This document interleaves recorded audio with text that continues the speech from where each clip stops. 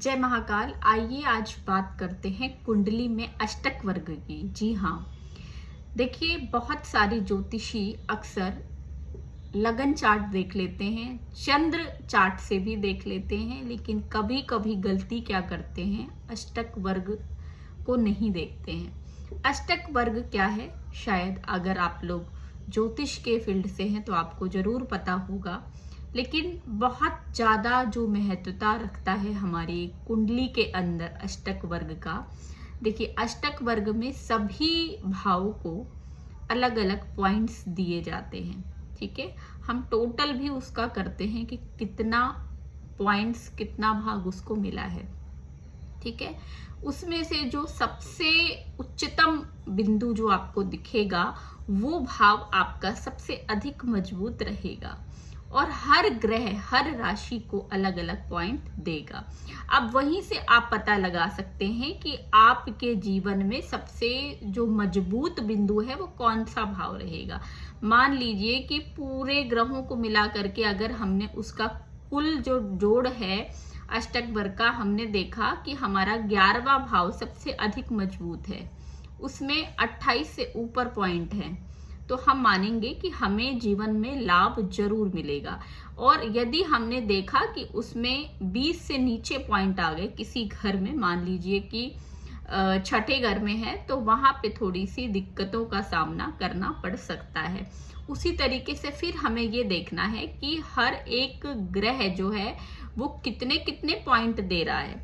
उसी हिसाब से हम भविष्य को देखेंगे और ये अनुमान लगाएंगे कि सबसे ज्यादा गोचर में सबसे ज्यादा ग्रह कौन सा हमें लाभ देगा।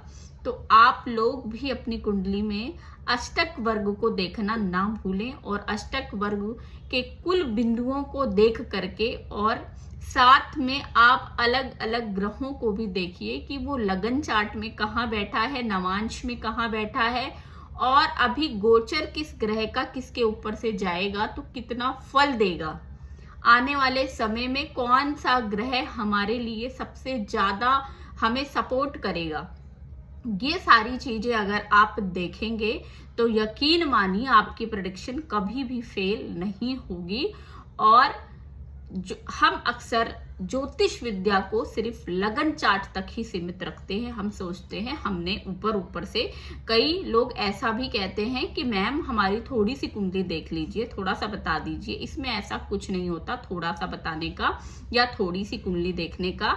कुंडली के अंदर बहुत लेयर होती हैं। अगर हम एक कुंडली को लेकर के बैठेंगे तो उस पे कई कई दिनों तक रिसर्च हो सकता है।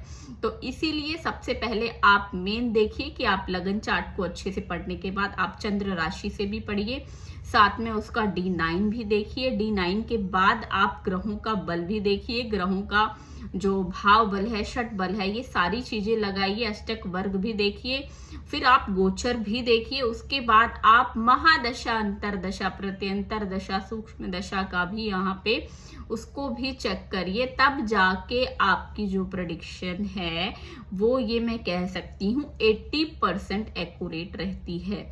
कोई भगवान नहीं है, मैं ये नहीं कह सकती कि चैलेंज के साथ कि भाई 100% किसी की प्रेडिक्शन सही होती है, चाहे कोई कितना ही बड़ा ज्योतिषी हो।